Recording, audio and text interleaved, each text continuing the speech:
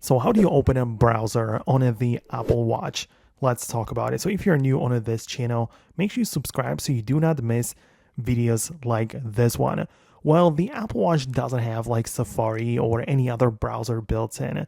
However, there are some applications which you can use to kind of get around it, right? So for example, a lot of people just grab their iPhone and literally just open up the Messages app and text themselves, right? So you can just type in a message to yourself where you're gonna just paste a link, right? You can literally type in google.com or whatever link you want to share or open on your Apple Watch. But the whole point is that once you have the link shared or you send it to yourself, right, you will be able to click on it through the Apple Watch messages.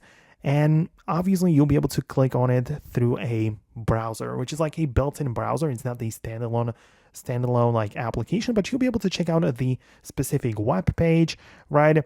It's kind of limited. You can see that we can kind of like browse it a little bit, but it's not the full-on browser, but at least it gets the job done. So in case you have some very specific websites which you need to check out on your watch, you can send them to yourself through this method, right? Through messages, and you can just tap on it like this and it will open up in this like sort of full screen mode. So let me know in the comments below if you managed to make it work on your device.